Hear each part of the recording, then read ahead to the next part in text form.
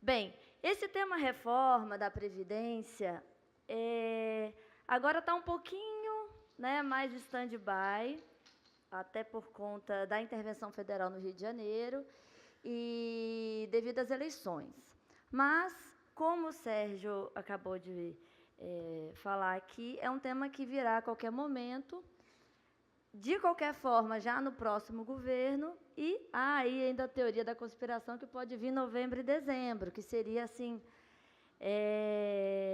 algo muito preocupante, porque um governo que já não teria mais essa preocupação com reeleição e daria para pagar a conta ali para o mercado financeiro e passar todas as maldadezinhas ali que existem no texto.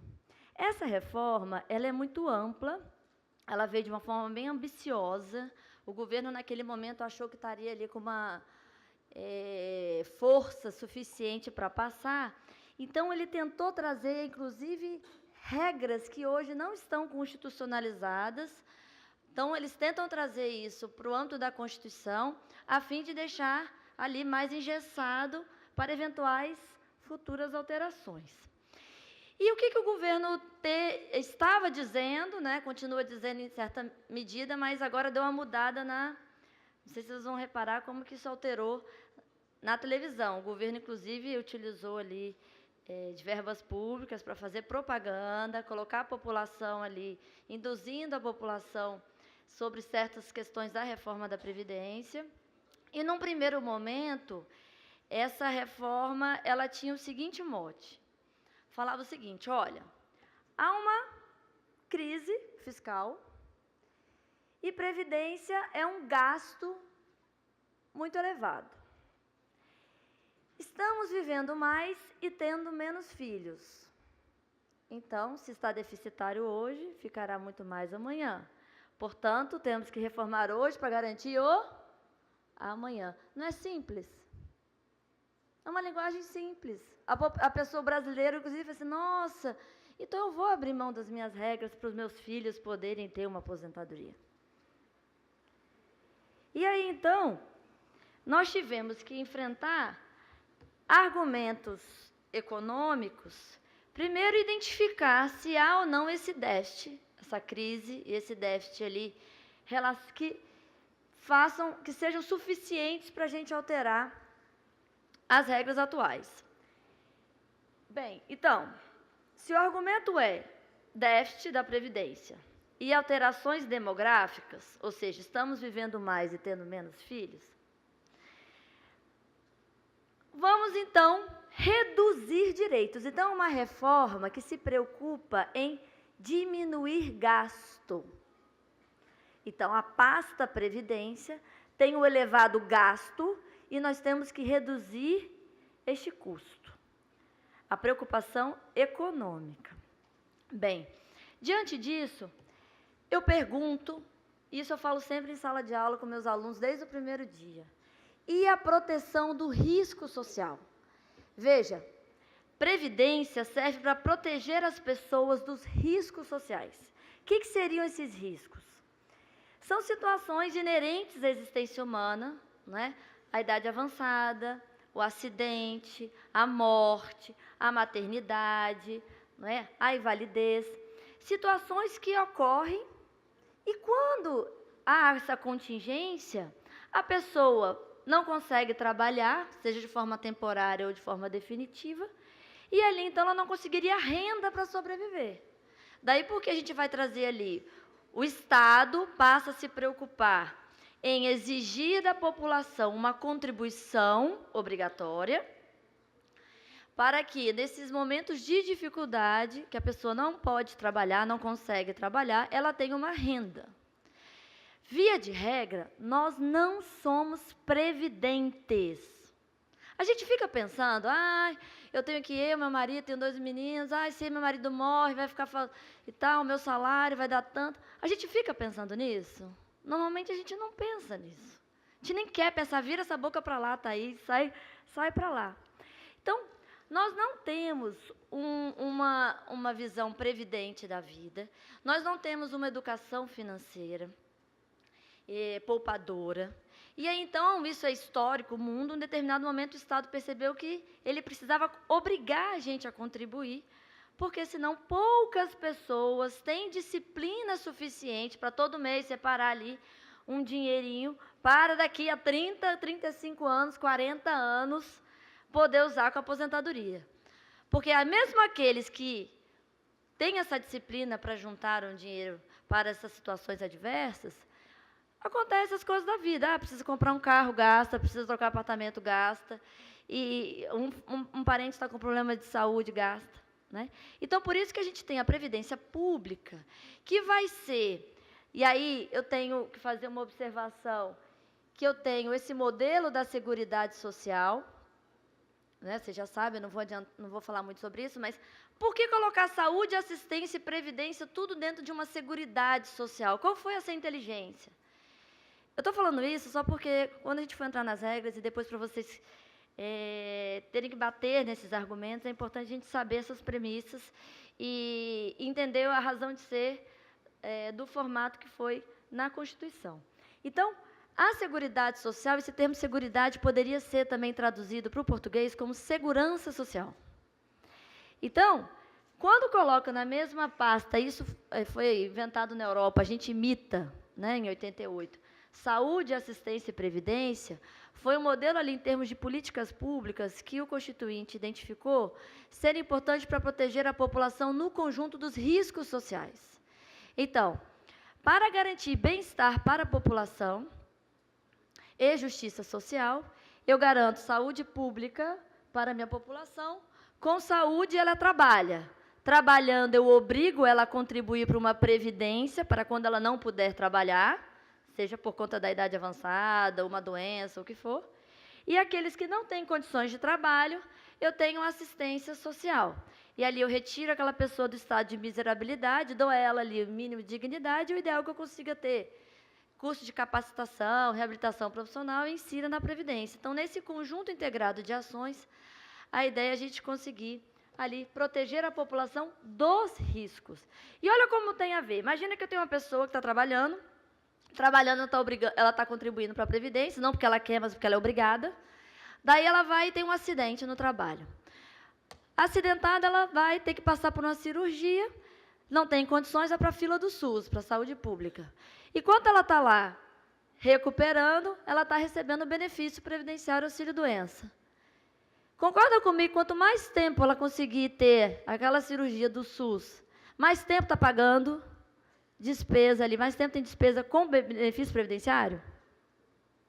Então, são políticas públicas que deveriam ser casadas. Você conseguir ter, o ideal está no Ministério da Seguridade Social, porque você consegue, nesse conjunto integrado de ações, proteger a população desses riscos. Então, o ideal é sempre você poder estar jogando para a Previdência, e a Previdência ali, você tem assistência na exceção, só quem é hipossuficiente, e a saúde ali pública. É lindo, o modelo, teoricamente, é lindo, mas a gente tem uma ineficiência em termos de políticas públicas, como nós sabemos, e não conseguimos implementar. E essa Constituição ela foi tão inteligente que ela falou o seguinte, olha, já que o meu objetivo é proteger a população dos riscos, eu vou criar várias fontes de financiamento, porque quanto mais fontes eu tiver, menor é o meu risco. E aí, então, ela trouxe ali várias fontes, você já sabe, do 195, de modo que pudesse minimizar esse risco. É um exemplo muito simples que eu dou. Imagine 2 exemplos hipotéticos. Exemplo 1, lá em casa tem eu, meu marido, as crianças, eu trabalho, ele trabalha, tem uma aplicação financeira e tem um aluguel. Tenho 4 fontes. Exemplo 2, só eu trabalho. Se eu perco meu emprego, eu tenho muito mais risco na situação 2, porque é uma única fonte. Eu estou falando isso para a gente poder ver que, no caso do servidor público, lá na frente, não tem essa diversidade de fonte, tá certo? Isso traz uma consequência, um impacto em relação a déficit. Então, eu tenho ali, o próprio Constituinte falou, olha, eu sei que isso vai custar saúde, previdência e assistência pública. Então, eu já estou autorizando você, legislador infraconstitucional, a exigir contribuição dessas pessoas aqui sobre esses fatos geradores. Né? O empregador tem maior capacidade contributiva, então ele vai ter que contribuir sobre a folha, receita, faturamento e lucro. O trabalhador, porque nós temos que dar a nossa cota parte de contribuição, concurso de prognósticos, que são as loterias, todos os jogos autorizados pelo governo, e o importador. Nessa diversidade, então, a ideia é conseguir ter o equilíbrio financeiro atuarial. Por que, então, o governo vem falar, tem déficit, não tem déficit, tem essa discussão, vou falar de uma forma bem simples. Eu já participei de muitos debates, e eu, por estar na Ordem dos Advogados do Brasil, lá no AB, nessa temática Previdência, eu pude participar de muitas audiências públicas e tal, e é muito comum os representantes do governo falarem assim, mas vocês são burros, vocês não sabem fazer matemática, não sabem fazer conta? É óbvio que tem déficit. Porque o AB está sendo irresponsável de estar indo contra essa reforma da Previdência, porque vai quebrar, né? É assim isso que a gente escuta. A questão dos números, eu falo sempre para meus alunos 3 coisas. Você não dá opinião jurídica sem ver os autos, não é? Que absurdo, deu a liminar. Você não viu os autos para saber se tem os requisitos ou não tem.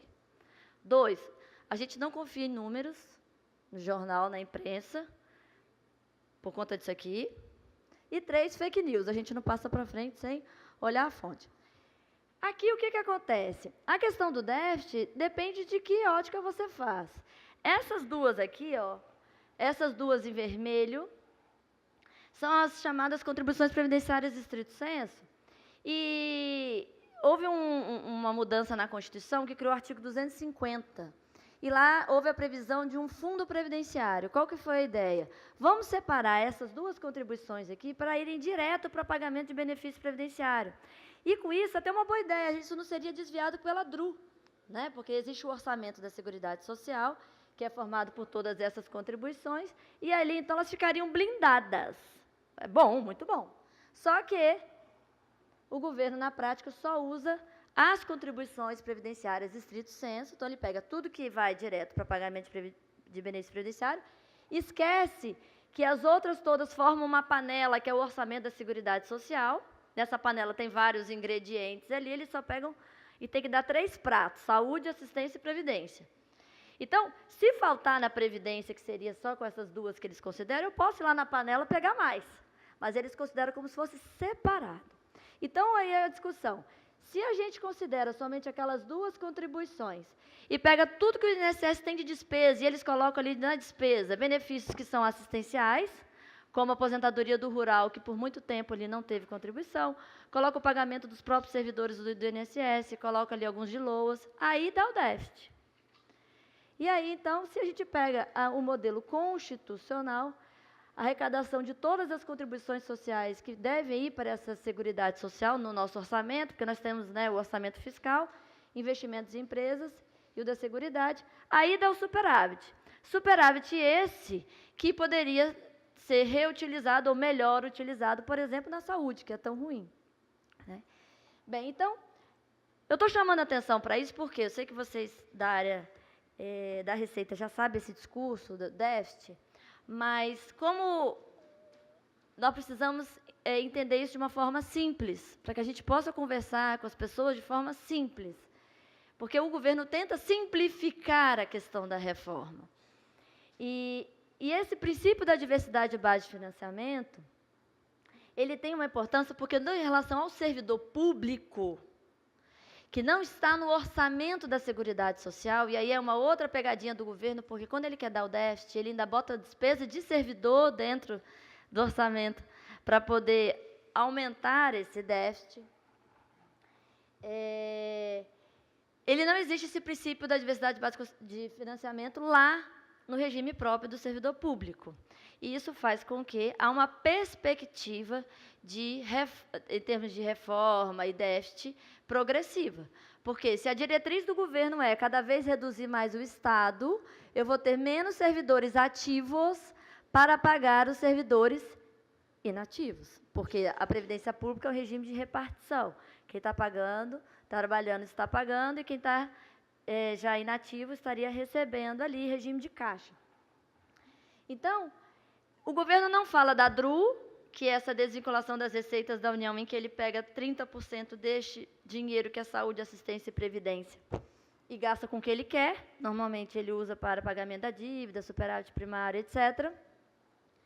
E inclui despesa de servidor público e militar. E ainda diz mais a Constituição, se eu precisar, eu posso ainda criar novas fontes. Por isso que toda hora vem a tal da CPMF, por exemplo, que ali também tinha uma destinação naquele momento para a saúde. E agora, qual que é o argumento para criar a CPMF? Déficit da Previdência. Eu até brinco, falo com o meu marido é empresário, falo dos amigos deles, olha, vocês tinham que ser os primeiros, porque fala que só servidor público, né? Vocês tinham que ser os primeiros a irem contra essa reforma, porque toda vez que fala que tem um déficit e não tem um déficit, vem aumento de tributo, não é? Então, é algo que a gente precisa saber. E aí, pasmem, olha só, se eu estou dizendo a vocês que a Previdência, ela serve para proteger as pessoas do risco, significa, então, que eu, para propor qualquer alteração na regra atual, eu tenho que compreender qual é o meu risco. O que é um risco? É uma probabilidade, certo? Uma probabilidade. E quando está em risco, é a probabilidade. O acidente é uma probabilidade.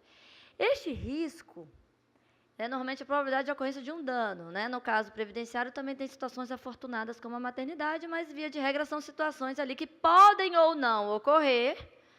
A maternidade acaba sendo uma situação afortunada, mas ela também tem ali uma situação de capacidade para o trabalho para a mulher temporária. Mas essas situações ali de risco podem ou não ocorrer. Então, o que a gente faz? E a Previdência Privada faz de uma forma muito atenta. Cálculo atuarial. Eu preciso identificar qual que é o risco Brasil. Qual que é o risco do brasileiro de tempo em tempo. Então, é comum você fazer alguns ajustes na lei previdenciária para adequar ao risco. Então, é verdade, nós estamos vivendo mais. Então, pode ser que para as futuras gerações nós teremos que alterar alguma coisa ou outra pontualmente. Mas para eu propor uma reforma da Previdência, como foi feita hoje, sem nenhum cálculo atuarial, não existe razão científica para colocar em idade mínima 65 anos. É 65 por quê? Podia ser 66, podia ser 63. Por que 65? Não é? Modelo europeu, outros modelos que já tem, não é? Então, uma crítica importante é que não há esse cálculo atuarial e a Constituição, ela hoje exige esse equilíbrio financeiro atuarial. E em relação ao servidor público, eu já disse, esse pagamento do servidor vem do orçamento fiscal e não da Seguridade Social. Infelizmente, a geração de vocês, ficou no meio do caminho e está pagando a conta para trás e para frente. Por quê? Para trás, porque não tinha contribuição.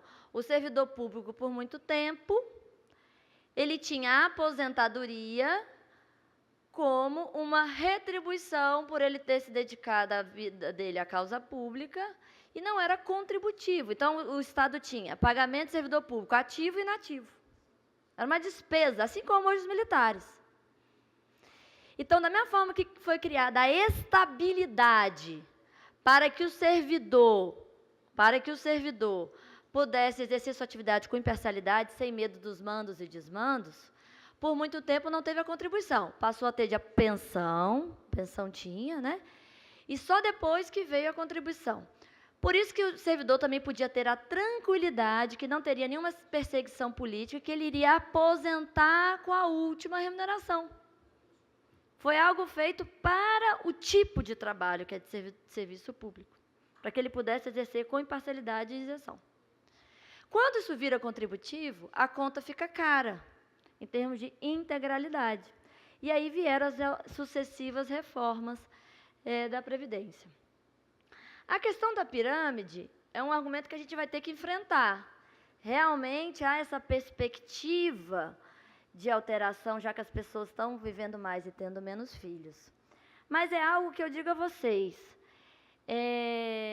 Hoje, o Brasil tem uma população economicamente ativa muito maior do que a inativa. Nós estamos no bônus demográfico, o que daria tempo suficiente da gente fazer reformas com regras de transição. Não precisa ser esse desespero, tem que aprovar agora, senão vai quebrar tudo. Daria para a gente fazer uma coisa com mais segurança jurídica.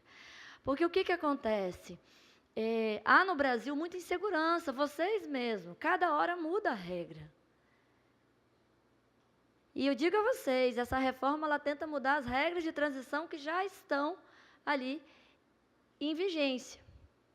Então, essa solução, em relação a essa questão do envelhecimento da população, é algo, sim, que a gente tem que estar atento. Primeiro, você tem que calcular esse risco que o governo nunca fez. Segundo, você pode fazer, já que nós estamos no bônus demográfico, fazer isso com tranquilidade, sem esse desespero aí, interrompendo regra de transição no meio do caminho. Tem tempo para fazer isso? Tem que fazer? Tem que fazer. Eu acho que a reforma tem que vir, mas em outros termos, tá certo? E aí um detalhe importante. Vocês já perceberam que o fato da Seguridade Social ter essa diversidade de base de financiamento e não só a contribuição da folha do empregado e do empregador, faz com que essa alteração demográfica tenha menos impacto? Olha só, o que altera em termos de envelhecimento da população a minha arrecadação de concursos prognósticos? Zero. O que até mais, né? O pessoal mais velho faz mais fezinha, né? O que altera importação? O que altera contribuição do faturamento no lucro? Então, veja, quando a Constituição diversificou a fonte, que foi aquilo que eu mostrei aqui atrás, ela minimizou, de certa forma, os efeitos da alteração demográfica, porque o que mais influencia é a folha de salários e essa do trabalhador, que eu tenho que ter uma população economicamente ativa maior do que inativa. Então, talvez uma sugestão, viu, Sérgio, para o nosso caso aqui do serviço público, vai ter que ser diversificar o financiamento. Depois a gente conversa sobre isso. Bem, vamos logo para a reforma. A reforma, eu vou tentar falar de forma bem resumida, só para vocês terem uma noção, e depois a gente vai passar um pouquinho para mostrar o indicativo de previdência privada também que apresenta. Primeiro, traz a figura da readaptação para o âmbito constitucional. Essa matéria não estava na Constituição, como isso vocês em vários momentos tentam trazer regrinhas infraconstitucionais para a Constituição. Tudo que está de vermelho é que já foi alteração da alteração, porque a PEC veio num texto, depois nas casas tiveram debates ali, e aí o governo cedeu em alguma outra coisa, é o que está em vermelho, tá certo? Então, a readaptação, antes de aposentar, tem que tentar readaptar. Essa readaptação, na primeira redação, eles fizeram muito solta, que daria ali a margem para você incluir um servidor num cargo que ele não passou, etc., até que eles alteraram ali a redação.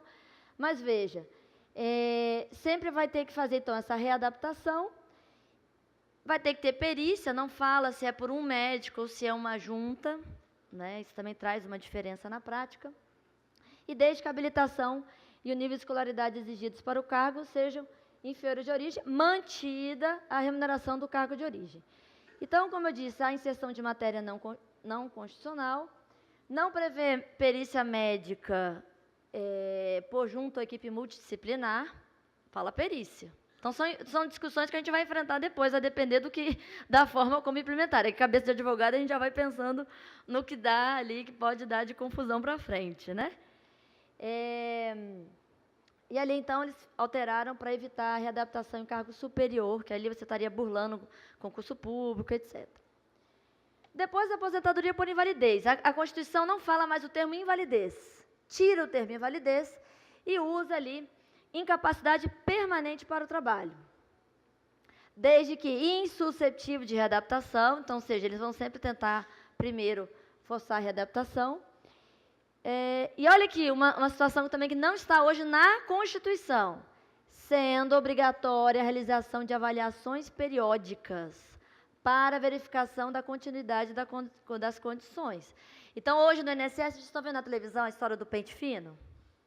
Está passando aí direto? Por quê? Porque no INSS ali, quando você aposenta por invalidez, você de tempo em tempo tem que fazer uma perícia para identificar se aquelas condições de incapacidade continuam. E isso aí vai até que a pessoa consiga ter a idade ali, aposentadoria por idade, a idade da aposentadoria por idade.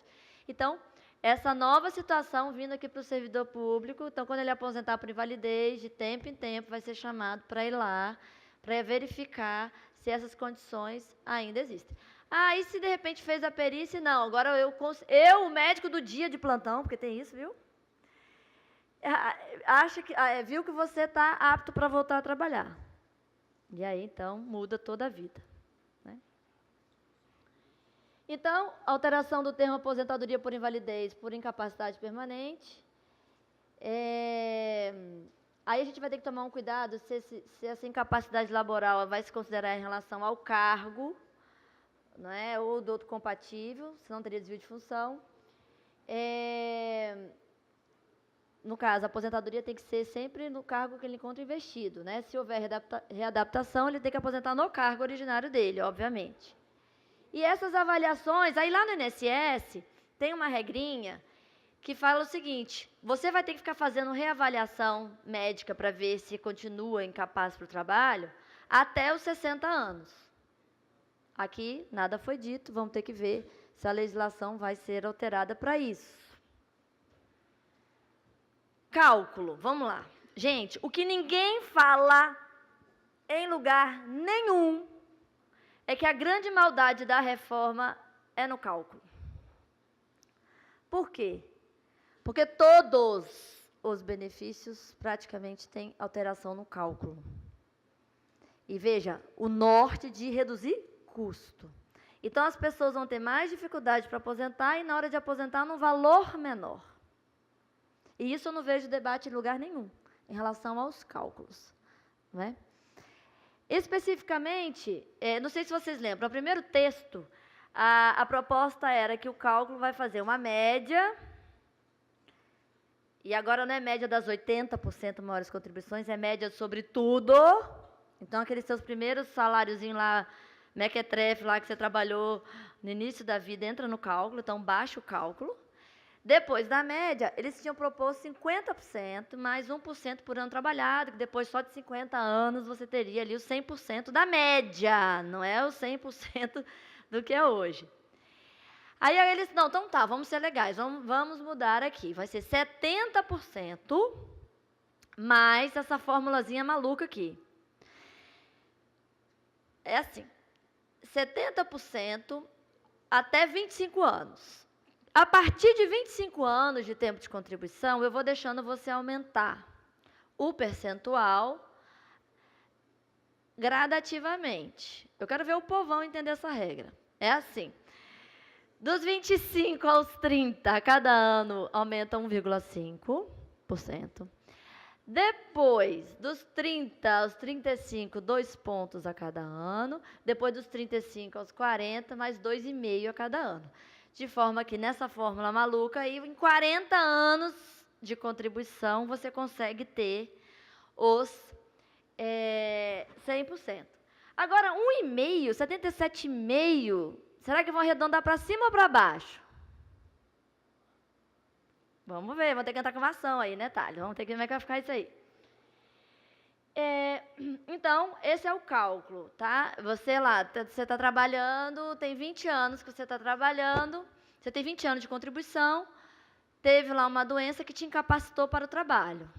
Você vai aposentar como? Média de tudo, depois 70% da média. Ah, não, eu tenho 30 anos de contribuição. Aí vai fazer esse cálculo, porque você tem 5 anos a mais do que 25, e vai fazendo esses cálculos proporcionais, tá? Exceção.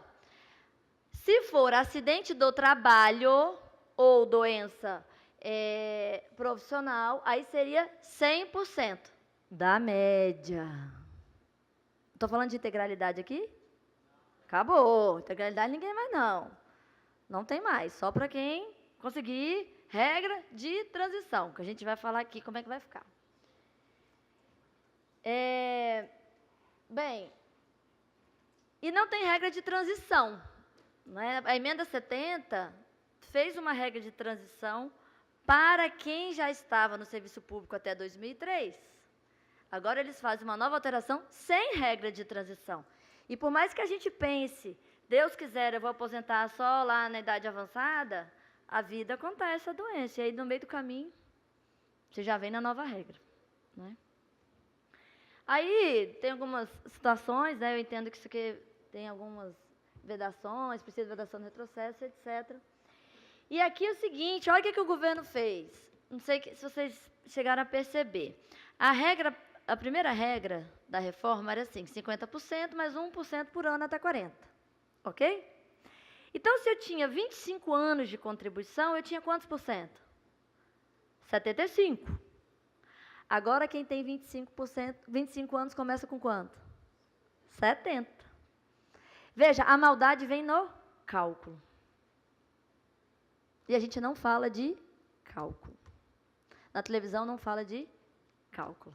Só fala a idade mínima, que esses servidores são privilegiados, não é isso que vocês escutam? Pois é. Aposentadoria compulsória, mesma coisa, 75. Só que, na compulsória, o cálculo vai ser dessa mesma regrinha, 70% mais o que for passando. E tem uma coisa que ninguém fala também da reforma, que é o gatilho. Olha só. Tanto a idade, aposentadoria compulsória, quanto a idade para aposentadoria, que eu já vou mostrar para vocês que agora vai ser 65 anos homem, 62 mulher, ela pode ir alterando ao longo dos anos sem que tenha nenhuma reforma da Constituição. Desde que a expectativa de vida do brasileiro aumente, lá pelo IBGE, vai ser ampliado automaticamente essas idades mínimas. Eu brinco que agora o IBGE vai ser o departamento mais importante, vai ser o anexo da Presidência da República. Porque você pode mudar toda a economia com um gatilho automático. Isso, para mim, é totalmente inconstitucional, é uma coisa que a gente tem que bater. É o gatilho. O gatilho é bem... né? Bem, aí o cálculo da aposentadoria compulsória, ele é pior um pouquinho. Porque você vai ter uma dupla proporcionalidade. Né? Então, eu pego o tempo, faz a média.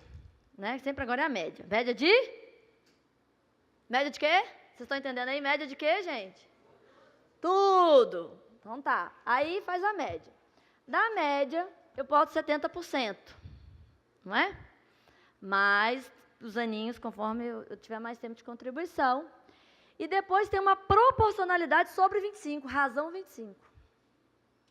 Então, vai reduzindo, tá? E aí as mulheres acabam tendo um prejuízo também aí no cálculo. O reajuste vai ser sempre igual ao do INSS, hoje é INPC. E essas regras da aposentadoria compulsória também não tem regra de transição, afeta todo mundo igual. Voluntária, que é o que a gente espera, né? A voluntária é o que a gente espera. Vamos lá. Eu tenho que acumular. Eu tenho 65 anos de idade, homem, 62, mulher. Veja que está vermelhinho da mulher, não tá? Foi porque nós fomos lá brigar, porque era antes 65 para os dois, ok?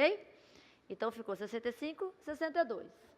E 25 anos de contribuição, sendo que tem que ter mínimo 10 no serviço público e 5 no carro. Então, não tem mais. Hoje a gente tem aposentadoria por idade e aposentadoria por tempo de contribuição, certo? Agora é uma só.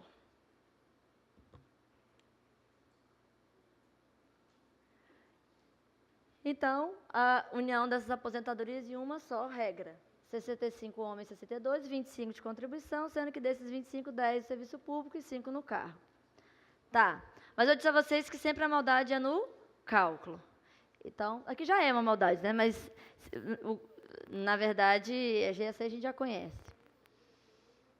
Bem, houve então essa alteração. Hoje as mulheres aposentam 5 anos antes, agora a diferença fica só 3.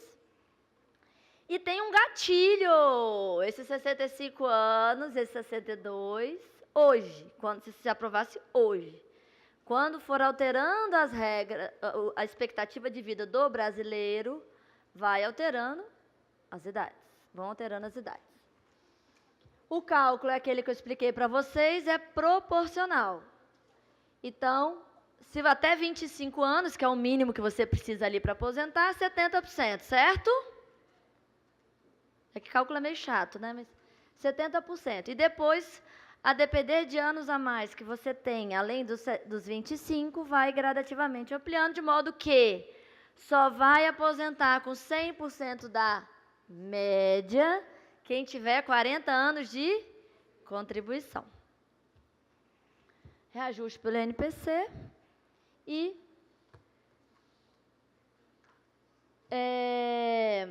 ela fala o seguinte, que a Previdência Complementar, que hoje ela ainda é optativa para os estados, não é? Tanto é que vocês já tiveram, que são servidores públicos federais, mas lá em Brasília, por exemplo, ainda não tem. Está sendo criada agora. Então, ela manda, por quê? Porque a Constituição atual fala, poderá criar, né? O IANT poderá criar. Agora, para ser obrigatória essa criação. E aí, os novos servidores todos têm que estar no teto do INSS. Então, só para vocês terem uma ideia, daria... poderia fazer uma tabela ano a ano, mas só para vocês terem uma ideia que, quanto mais tempo de contribuição, vai aumentando ali o seu cálculo, vai melhorando o cálculo. Tá? Vamos para as regras de transição. Nós já estamos hoje o servidor já enfrenta essa situação, não é?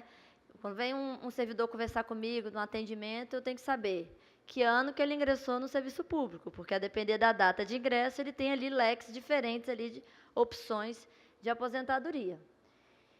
Então, é o seguinte, quem já está no serviço público hoje, qual que é a idade mínima? Que você já tem idade mínima há décadas. Qual é? 55 mulher e 60, né? E agora vai ser 65 e 62. Então, tá bom, servidores, vou ser legalzinho com vocês. Eu vou deixar vocês aposentarem antes dos 65 e 62, desde que tenha idade mínima, tempo mínimo, ou seja, a emenda 41, né? Ali, 55 e 60 de idade, 30 de contribuição mulher, 35 homem, 20 no serviço público, 5 no cargo e um pedágio. Pedágio de quê? 30% do tempo que na data da emenda faltava para atingir o tempo de contribuição do 2, que é os 30 e 35. Então, se, por exemplo, na época da emenda, eu tinha 20 anos de contribuição, eu, mulher, faltavam 10. Significa que eu vou ter que trabalhar mais 3 e pouco. Para poder relativizar a idade. Por que eu estou falando isso? Porque o cálculo não vai ser integral aqui, não. Essa regra de transição é só para você poder aposentar antes de chegar dos 62 e 65. Porque aqui não tem integralidade nenhuma, aqui é o cálculo pela média. Então, só para fixar, 60, 55, idade, tempo de contribuição 35, 20 no serviço público, 5 no cargo e 30% de pedágio. Na redação originária, era uma redação até mais louca, era 45 anos, a mulher que tivesse 45 e homem 50 era uma regra, os que não tinham era outra regra, e eles desistiram disso. E aí agora é o seguinte, olha, vamos lembrar aqui, como que é hoje? Hoje nós temos servidor público que entrou até 98, com as regras, servidor que entrou até 2003, com outras regras, e servidor que a partir de 2004, com outras regras, e servidor que entrou a partir de 2013 com outras regras, não é isso? Certo. Quem aqui entrou antes de 98? Quem entrou antes de 2003? Quem entrou a partir de 2004? 2013? Tá vendo? Tem tudo quanto é tipo de situação aqui. Bem, então vamos lá. Hoje, como é que é? A regra, eu tenho que ter idade 55 e 60, né? Tempo de contribuição, 35 homem, 30, 10 serviço público, 5 no cargo, eu aposento com a média. Essa é a regra geral. Servidores que entraram antes de 2003, e entraram antes de 98, ainda consegue pegar a paridade e a integralidade. Integralidade aposentar com a última remuneração e paridade ter os mesmos reajustes do pessoal ativo. Né? E a paridade, eu digo a vocês que ultimamente está sendo vantagem, não. A paridade está sendo tão ruim, porque o arroz está tão grande com os servidores, que o reajuste anual do INPC dá melhor do que a paridade. Eu já tive alguns casos de servidores aqui, lá em Brasília, a situação, a pensionista de servidor, aí verificam que ela poderia ter aposentado com paridade e integralidade, aí o Tribunal de Contas mandou uma cartinha para ela foi sem consultar advogado nenhum, falou, paridade e integralidade eu prefiro, optou, e o valor dela diminuiu. Por quê? Porque já tem alguns anos que ela está na pensão. Então, mesmo ganhando menos no cálculo que seria lá na época da morte, mas nos reajustes passaria. Né? Situações que acontecem. Bem, então hoje eu tenho integralidade, só quem tem direito à integralidade, quem é? E paridade. Quem entrou antes de 2003, que consiga requisitos mais rígidos, então, além da idade e do tempo de contribuição, eu, ao invés de 10, eu vou ter que ter 20 anos de serviço público, 10 na carreira, 5 no cargo. Ou seja, eles criam uma regra mais rígida para o servidor que tem mais tempo de serviço público poder aposentar com a integralidade. E servidor que entrou antes de 98 e que tenha muito tempo de serviço público, no caso, em vez de 20, 25, ou seja, você faz uma regra um pouquinho mais rígida, 25 no serviço público, eu deixo você relativizar a idade, que é a fórmula 85-95. Então, cada ano a mais de contribuição, eu deixo diminuir na idade. Então, por exemplo, mulher, se o requisito é 55 de idade e 30 de contribuição, 30 mais 55, 85. Então, se ela tiver 31 anos de contribuição, ela pode aposentar com 54. Somou, deu 85. E assim sucessivamente. Né? Minha mãe mesmo era procuradora do DF, aposentou nessa regra. Ela tinha 53 anos de idade, né? Aí somou com o tempo de contribuição, 32, somou. Para minha sorte, no ano que a minha filha nasceu, para me ajudar. Me dei bem com essa regra de transição do 85 e 95. Bem, então hoje a gente ainda consegue ter paridade e integralidade, certo? O que essa reforma faz? Ela acaba com essas regras de transição. Na verdade, ela vai deixar você até usar a fórmula 85 e 95, para quem entrou antes de 98.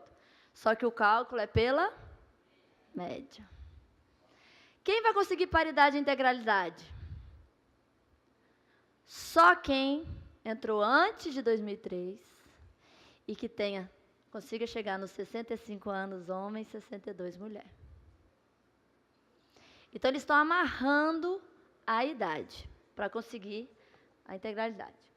Então, e aí também tem uma regrinha de transição específica para professor e policial. Os policiais ali conseguiram se mobilizar, viu? E estão conseguindo regras diferentes lá para eles. Outra coisa importante, essa idade mínima aqui, ó, que eu falei para vocês, sabe? Essa aqui, ó, 55 e 60, que é a de hoje, né? Elas também vão mudando. A cada ano que for ali alterado pelo IBGE. Não, esse aqui é a cada 2 anos, tem uma regra mais específica. Esse aqui é o seguinte. É pior um pouquinho. É aqui, ó. Ela fala assim, ó, a partir da edição dessa emenda, eu dou 2 anos. No 3º ano, vai aumentar 1 ponto a cada 2 anos. Então, é uma regra de transição mutante. Então, se hoje é a regra ali, 55 de idade, mulher e 60 homem, daqui a 2 anos passa a ser 61, 56. Depois mais 2 anos. Vai aumentando, até a hora que fica 65, 62. Ou seja, é uma regra de transição mutável. Olha que loucura. Você vai sair correndo atrás da regra. Você vai indo e vai correndo, ela vai mudando, vai correndo, ela vai mudando. Tem que rir para não chorar, né? Porque é triste. Então, essa situação. Então, você vai estar em um desses cálculos a depender da situação. Então, vai ser a última remuneração, servidor que entrou antes de 2003, mas que complete a idade mínima. 100% da média, quem entrou antes de 2003, ou que utilizam da forma 85-95, entrou antes de 98. 70% da média, mais aqueles pontinhos a cada ano a mais de contribuição do que passa 25 anos, que eu mostrei para vocês, que é a regra atual. A regra passa a ser essa, para tudo, 70%. Mas os pontinhos só fica 100% nos 40 anos. E quem entrou ali a partir de 2013, teto do INSS. Então, vejam, há uma perspectiva de redução dessa proteção previdenciária do servidor, em termos de que os novos servidores já não terão uma aposentadoria pública que seja a mesma da sua remuneração. Bem-vindo ao mundo da iniciativa privada. Eu, como advogada, só vou aposentar até o teto do INSS, hoje R$ 5.645,80. Então, necessariamente, nós teremos que ser previdentes se quisermos ter, na idade avançada ou nas situações de risco, uma proteção maior do que essa, daí até a figura da previdência complementar, que eu vou comentar um pouquinho mais para frente.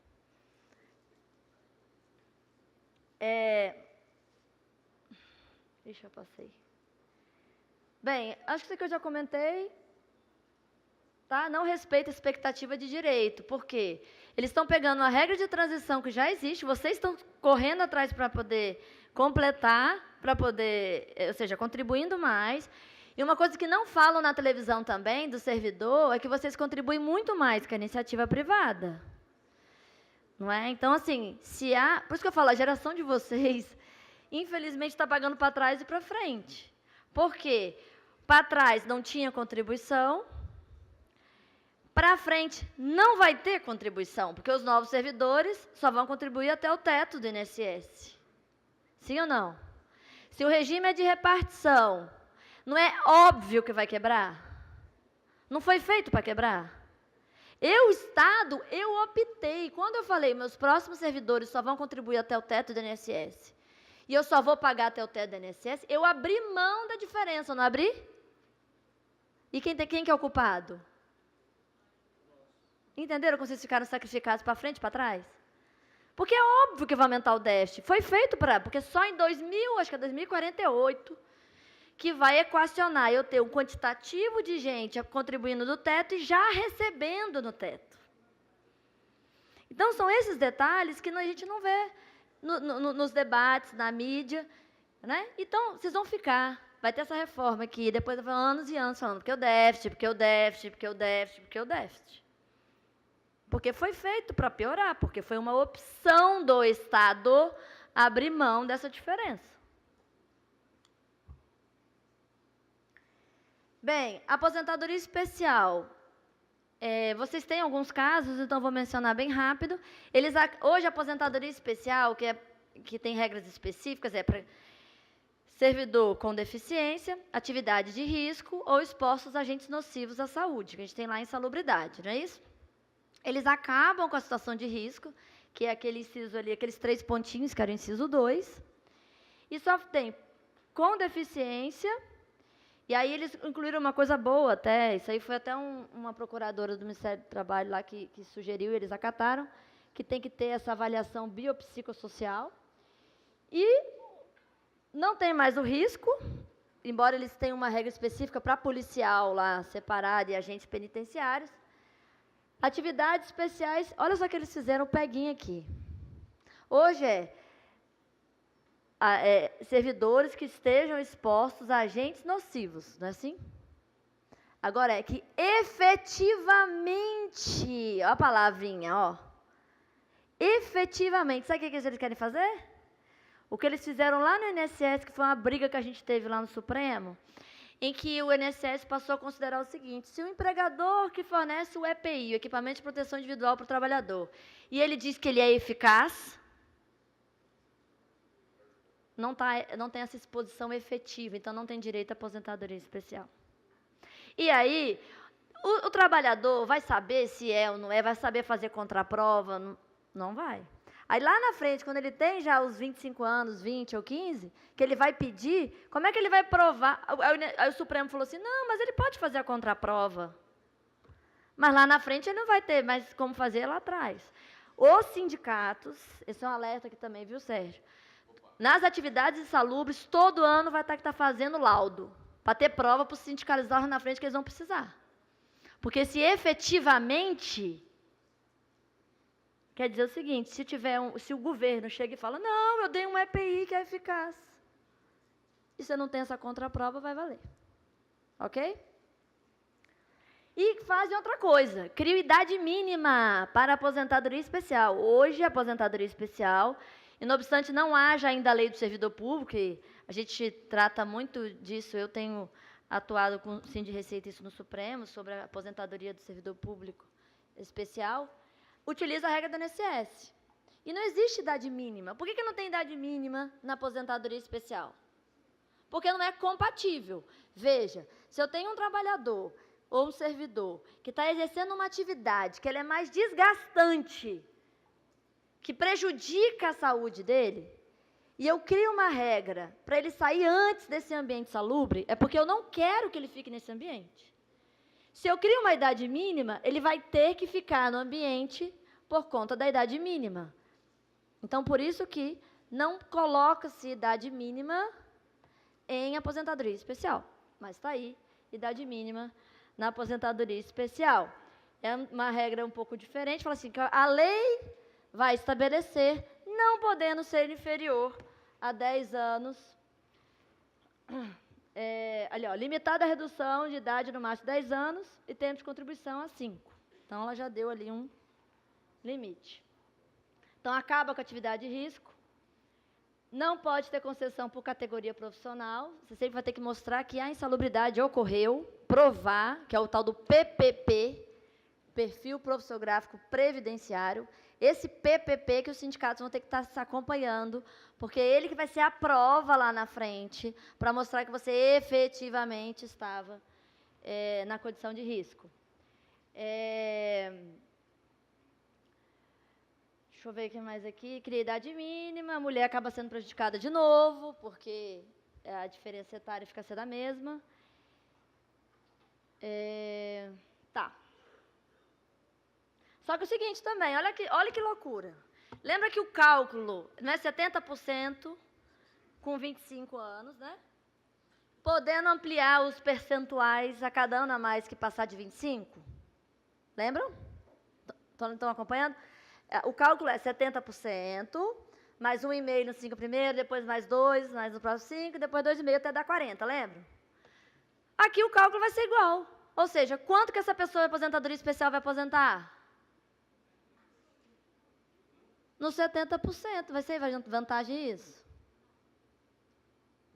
Hoje, lá no INSS, quem aposenta na especial não tem fator previdenciário. Por quê? Porque não pode ter idade mínima influenciando. Não tem idade mínima. Então, vejo que são alterações que são feitas sem a compreensão da razão de ser do Instituto, que é a aposentadoria especial. Na prática, vai acabar com a aposentadoria especial. É o que vai acontecer, é essa a intenção. Então, tem que ter efetiva exposição, ok? Todo o período vai ter que ser especial. Olha isso aqui. Essa já é uma briga que a gente tem lá no Supremo, que é o quê? Trabalhei 20 anos na insalubridade, ok? Vamos botar 10 anos para ficar fácil o cálculo. Trabalhei 10 anos na atividade insalubre. Mudei para uma outra atividade que não tem insalubridade. Eu já não fiquei 10 anos da minha vida exposta naquela situação adversa? Se eu tivesse ficado os 25, eu não teria direito a aposentar na especial antes? Teria. Então, o que existe lá no INSS? É a conversão do tempo. Então, olha, Thaís, esse seu tempo insalubre, ele vale mais, porque ele teve um desgaste maior. Então, você multiplica 1,2 quando é mulher e 1,4 quando é homem, e aí você lá no tempo comum, você faz a diferença. Então, esses 10 viram 12, mulher, o homem vira 14, por exemplo, e aí eu tenho que contribuir mais 18 e não 20, por exemplo. Certo? Justo, não é justo? Se você fizer 25 vezes 1,4, dá os 35. 25 vezes 1,2 dá os 30. Ou seja, eu nada mais estou fazendo do que pegando aquele tempo e fazendo o mesmo cálculo, só que proporcional. O que a Constituição está falando aqui? Acabou isso. Ou é tudo ou nada. Ou você tem os 25 anos insalubre, ou... Então, você fica 24 anos. Olha que absurdo. Eu fico 24 anos insalubre, aí muda a minha atividade, tem que trabalhar mais 11, problema seu, né? Isso já é uma coisa que o Supremo lá a gente está brigando, porque eles têm feito essa interpretação, porque eles estão falando o seguinte, que essa conversão seria contagem de tempo fictício, que está vedado pelo ordenamento. Mas aqui não é caso de tempo fictício, aqui é um tempo indenizado, é um tempo que ocorreu, só que ele vale mais, certo? Então, são institutos distintos. Bem, aqui eles tentaram também tirar, inclusive, o mínimo, salário mínimo, agora as aposentadorias vão ser entre o salário mínimo e o teto do INSS, salvo as regras de transição, que são essas que a gente viu. E aí, ela fala assim, que vai ser a média conforme estabelecido pela lei, seleção da lei, que hoje a regra atual é 80% maiores contribuições, a média, né? Aí fala, não, a lei vai dizer qual vai ser essa seleção. Mas lá no finalzinho da emenda fala assim, enquanto a lei não venha 100%.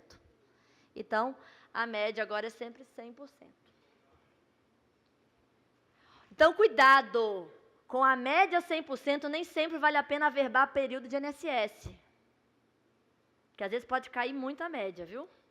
Por isso tem que fazer planejamento previdenciário antes de aposentar, consultar lá com o jurídico, ver, porque às vezes 2 aninhos que eu trabalhei lá na iniciativa privada, se for 100%, porque hoje vale a pena, eu trago, aumento meu tempo de contribuição e ele é excluído porque são os 80% maiores, certo? Então tem um pedaço que eu excluo. Agora, quando virar 100%, e lá eu só contribuo até o teto do INSS, pode afetar na média. Então, nós vamos ter que fazer planejamento previdenciário.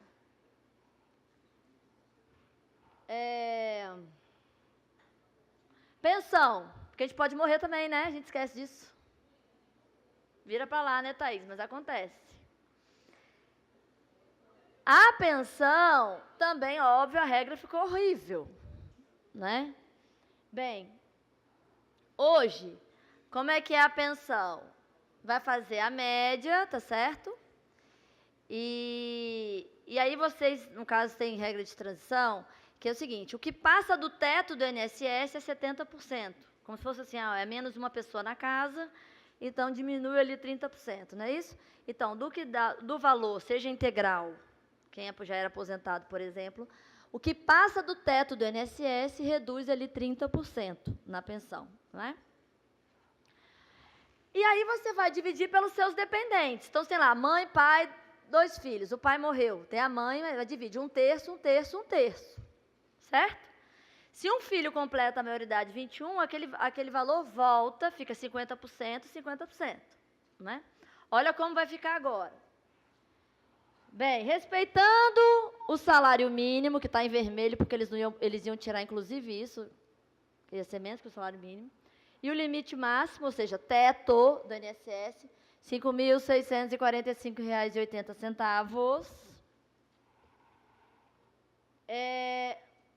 A aposentadoria vai ser, então, quem morreu já estava aposentado, pega a aposentadoria, 50% disso, mais 10% por dependente. Então, você já fez a média, já caiu. Aí bota 50%. Aí tem lá, esposa e 2 filhos, né? Então daria 60%, 70%, 80%. Então seria 80%. Aí um filho tem a maioridade, essa cota não volta para o bolo. Essa cota não volta para o bolo. Essa cota some, tá? E vira 70%. Aí o outro filho completou 20 anos, vira 60%. Então são cotas não reversíveis. E se o servidor estava em atividade, se ele estava em atividade, vai ser feita a média como se ele tivesse aposentado por invalidez, que é média, depois 70%, mais a quantidade de anos que tinha proporcionalmente. Essa regra de pensão hoje não está na Constituição. Também o governo trazendo uma regra de pensão para a Constituição. Hoje quem fala é a lei infraconstitucional. O rol de beneficiário, que são os dependentes, tem que ser igual ao do INSS, artigo 16 da Lei 8.213. Então, o Estado não vai poder sair criando regrinhas diferenciadas quem é dependente aqui para fins de pensão. Cota familiar de 50%, mais 10% por dependente. Cotas não reversíveis, tá certo? E dura também a pensão conforme a idade do cônjuge sobrevivente. Isso já vale, vocês sabem disso, né? Então, já houve uma alteração no artigo, se eu não me engano, é o 222 da Lei 8.112. E conforme a idade do cônjuge sobrevivente, você vai receber a pensão 3 anos, 6, 10, 15, 20, até virar vitalícia. Só vira vitalícia com 44 anos. Era história, porque o senhorzinho casa com a cocotinha e que é um absurdo. Ou seja, pegaram uma exceção e mudaram a regra. Então, a depender da idade do cônjuge sobrevivente, você vai receber por um tempo. Ela só vira vitalícia com 44 anos. Por isso que eu brinco, falo com meus alunos, tem que tratar bem o marido até os 44 anos, certo? Que aí é quando vira vitalícia.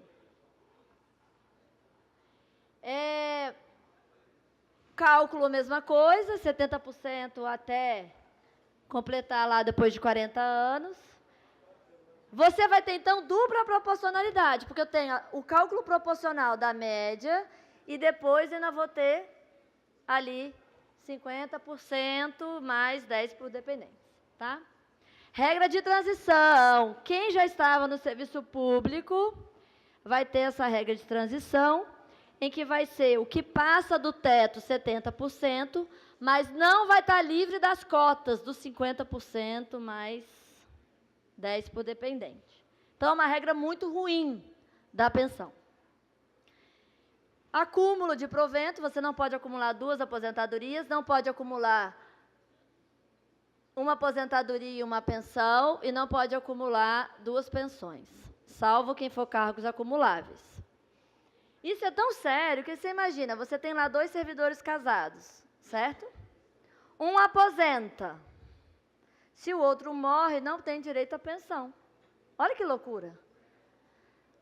Aí, criticamos, eles, não, tudo bem, vamos ser bonzinhos, até 2 salários mínimos eu deixo acumular. Então, olha que absurdo. Você contribuiu para nada, a depender da situação, porque não vai poder. Veja como é uma reforma abrangente. Não é só regrinha de idade de aposentadoria que está alterando, não.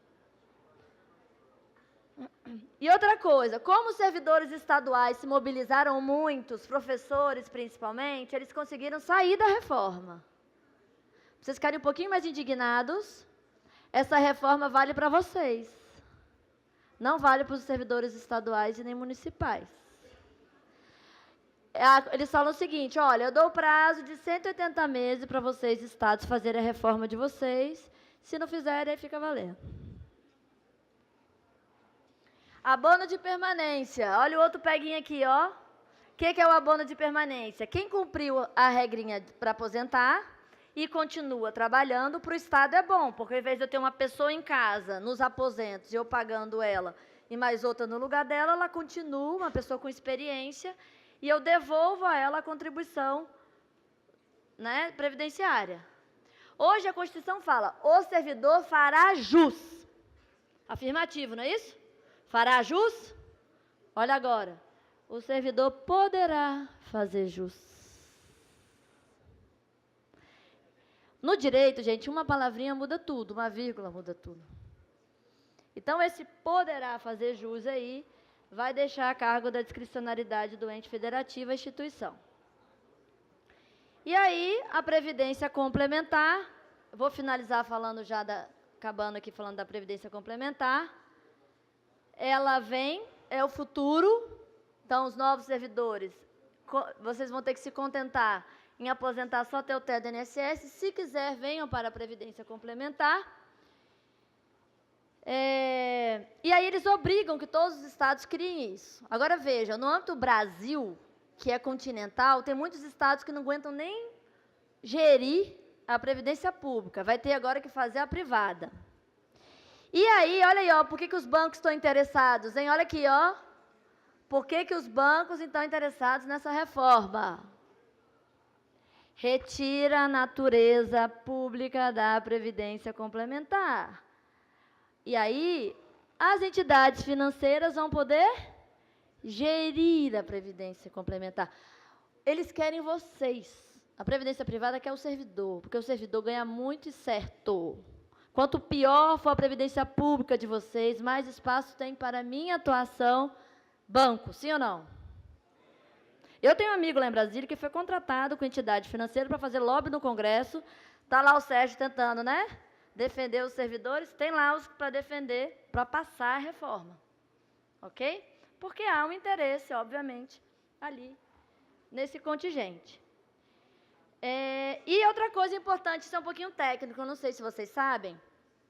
A previdência complementar, quando ela é fechada, que é para um grupo, que é hoje a do servidor público, os servidores públicos, eles têm como direito participação nos órgãos de gestão.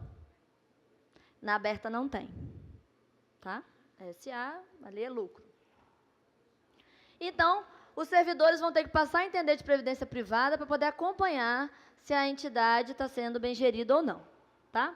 Fica revogada a aposentadoria especial atividade de risco, fim da contribuição diferenciada por portador de deficiência, porque doença incapacitante, hoje, se você é aposentado, você tem que contribuir com o inativo, certo? Do que passa do teto do INSS, você continua contribuindo, o servidor, que é a contribuição do inativo. A emenda 47 trouxe uma regrinha que, se esse servidor inativo tiver uma doença incapacitante, ele só vai contribuir do que passar o dobro disso, porque ele tem mais gastos, não é? Acabou, reforma acaba com isso também. E acaba com as regras de transição da emenda 41 e 47. Então, ela não faz uma reforma substancial em termos de gestão, de arrecadação, ela vai no viés de reduzir direitos, né? Responsabiliza o déficit do sistema aos servidores públicos, porque como teve a CPI da Previdência, e lá foi constatado que não tem o déficit na Seguridade Social, o governo mudou o mote da campanha, não sei se vocês perceberam. O relatório da CPI da Previdência foi aprovado por unanimidade. Aí você pensa, uai, até o governo aprovou um relatório que diz que não tem déficit? Estranho, né? É que a situação foi tão feia que a CPI ia indiciar certos agentes políticos por crime, porque na verdade, induziram a erro todo o cálculo, etc, etc. Aí fizeram um acordão lá e assinaram. E aí, qual que é o mote da campanha agora? Antes era, há um déficit hoje, estamos vivendo mais, tendo menos filhos. Vamos então, reformar hoje para garantir o amanhã. Agora qual é? Vamos combater os privilégios. Por isso que virou para vocês. Sem falar que vocês contribuem mais e tudo isso que a gente conversou aqui. Tá certo? Vocês têm que estar muito preparados para o discurso. Então, gera uma desmotivação para os futuros servidores, diz respeito às regras de transição, não há contribuição progressiva, igual no INSS tem 8%, 9%, 11%, alíquota diferenciada por faixa, aqui é todo mundo 11%. Desconsidera todo esse histórico do servidor, que ele antes não tinha, a aposentadoria era um prêmio e não uma retribuição previdenciária. E não resolve problemas estruturais dos regimes próprios, porque vocês estão no serviço federal, mas existem, sim, vários regimes próprios de estados e municípios que estão quebrados, deficitários por má gestão, e etc, etc. Então, há ainda muito a ser reformado em relação a isso, né? Que é o problema de gestão e ausência de controle, nada mudou. Aí, esse problema que eu falei para vocês, como o serviço público ele é regime de repartição, ou seja, o que entra para a contribuição da aposentadoria de vocês? O que vocês contribuem, mais a parte do Estado. 11% de vocês, mas 22% do Estado, não é isso? O Estado bota 22%, assim, alguma conta? Bota vocês aí que controlam tudo. Então, ele é, né? Por isso que eles não estão tão interessados na migração do FUNPRESP, porque lá no FUNPRESP ele tem que pôr os 8,5%, certo? Mas, em tese, ele seria 22 mais 11%. se essas são minhas únicas contribuições, desculpa, aqui eu não tenho loteria, não tenho importação, não contribuição do faturamento, COFINS, PIS, não tem nada disso. E a direção é reduzir o Estado, não é isso que eles estão querendo? A consequência vai ser déficit, intensificação do déficit. Ainda pega os novos e coloca para contribuir só até o teto do INSS. Então, é óbvio que isso vai virar deficitário. É um debate que vocês vão ter que enfrentar e mostrar para a população que não é bem assim. Que também teve toda a situação específica ali da atividade laboral. Bem, então a gente tem regras diferentes a depender da data de ingresso. Regras diferenciadas a depender do ente da federação. Eu posso ter um servidor do DF que tem regra diferente de vocês, que é do federal, que é diferente de um servidor da Bahia. Teve a possibilidade de migração e adesão da FUNPRESP. Vou falar um pouquinho mais. E essa necessidade de planejamento previdenciário. Estou acabando, tá? O FUNPRESP, vou falar bem rapidamente, porque o prazo foi até dia 28 de julho. E, a princípio, a gente entende que as condições para você, quando você migra, são piores do que quem já está nos mais antigos. Mas é uma análise que tem que ser feita individualizada. Eu mesmo tenho um grupo de professores no WhatsApp e um professor amigo falou que lá no estado dele, acho que é na Bahia, ele fez o planejamento previdenciário e 4 juízes que já estavam com abono de permanência migraram, pegaram o benefício especial que é atualizado com reajustes que os servidores não estão tendo, estão na categoria não tinha. Ele migrou, pegou o BE, que é o benefício especial, e aposentou maior do que a última remuneração. O Estado não viu que vai ter essa brecha. Então, você tem que ver cada caso concreto. O que acontece? A previdência privada ela é um regime de capitalização. Você significa que você vai aportar e não sabe quanto que vai receber. Vai ser capitalizado no mercado financeiro. A União entra como patrocinadora, ou seja, ela vai colocar naquela sua conta um valor, a cada R$1 que você colocar, ela coloca contigo até 8,5%. E os servidores têm assento garantido na gestão.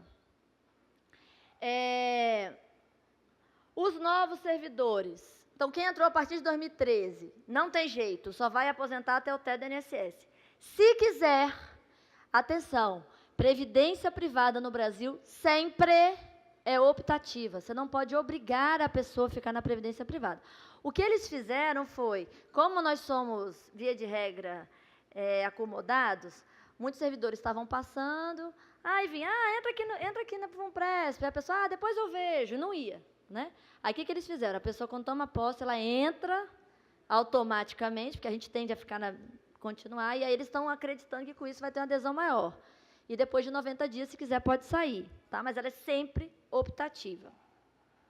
Os servidores antigos tinham essa opção de migração até dia 28, mas eu trouxe isso por quê? Porque existe ainda, por medida judicial,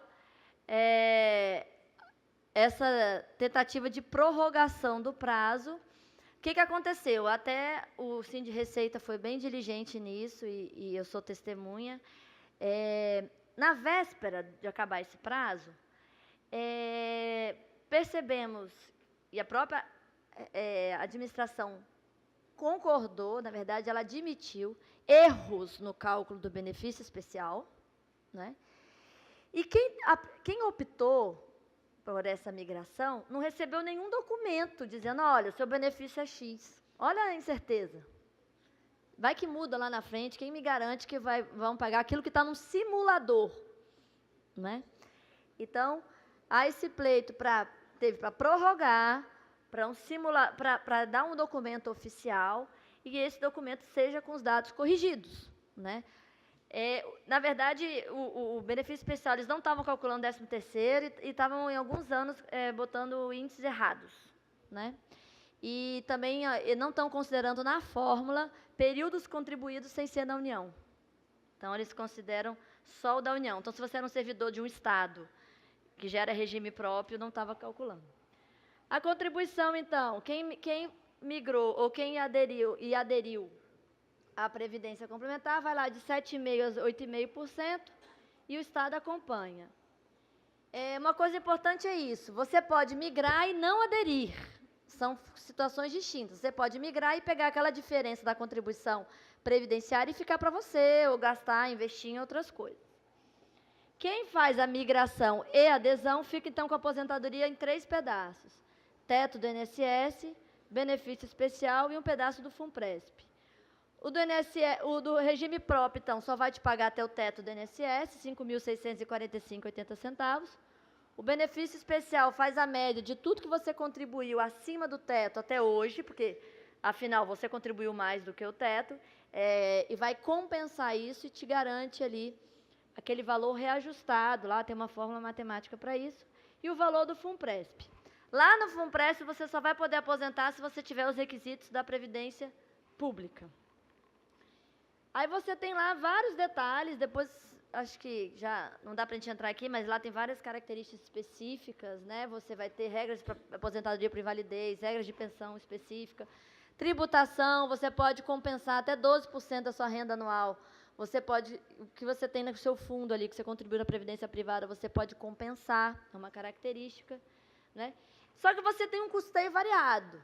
Então, hoje eles cobram lá 7% de taxa de carregamento, ou seja, nem tudo que vai para o seu fundo vai para o seu fundo, e um pedaço vai para esse fundo coletivo aí, ó, que é situações de risco.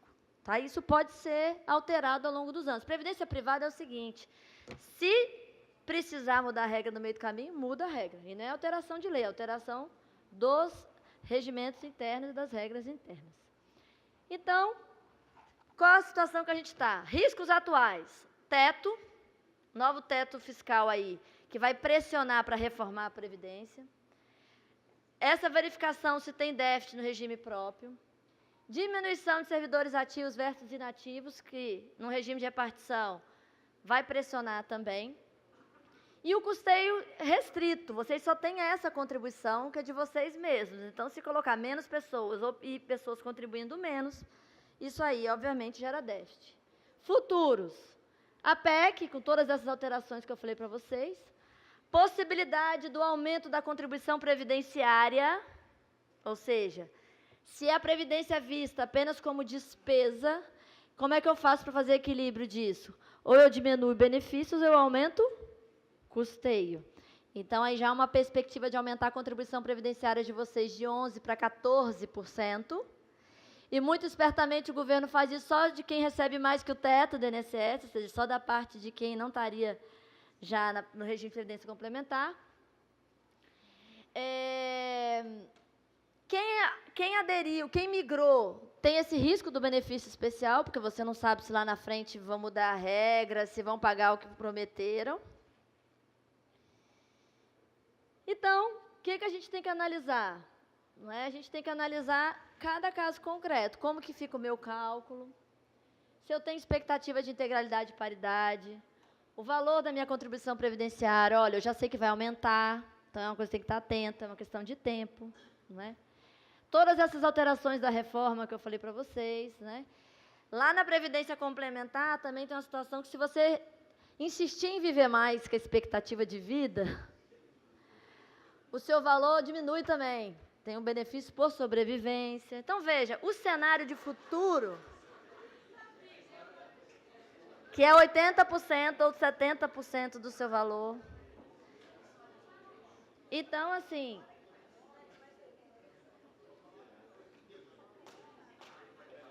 a gente tem que entender que a previdência privada não vai substituir a pública em termos de proteção. Ela está sendo um paliativo, uma medida aí compensatória que o governo está fazendo, para tentar ali melhorar um pouco, ok? Então, você tem que analisar. Agora, o seguinte, a pensão lá na previdência privada não tem essas regrinhas da idade, acaba sendo um patrimônio. Então, por exemplo, se eu sou uma servidora que não tenho dependentes, sei lá, sou divorciada, meus filhos já são maiores, certo? Eu vou deixar pensão para alguém? Não vou deixar. tudo que eu contribuí, morri, não vai ficar ninguém, né? Na previdência privada vira um patrimônio, passa. Então são situações que são diferentes, tributação é diferente, tal. E o pior, que é o que mais deixa os servidores apreensivos, é a segurança e gestão no plano. Porque o que garante que, se há indicação do governo para a gestão, que não haverá ali gestão política num cenário previdenciário que tem que ser estritamente técnico, não é? Então, o que fazer? Cada um tem que analisar a sua situação, procurar o jurídico, tentar fazer o seu planejamento previdenciário. O Sind Receita tomou uma iniciativa, ele fez uma parceria com um sisteminha que faz esse cálculo para vocês, é esse www.analisesuaprevidencia.com.br, para vocês entenderem, já ver se tem tempo para verbal lá no INSS, se compensa, se não compensa, como isso ficaria, né, como que fica o seu cálculo com a reforma. E mais do que tudo, essa mobilização aí que Sérgio está comandando é muito importante. Obrigada, desculpe o tempo, aqui é muita coisa, espero ter esclarecido os principais pontos. Obrigada.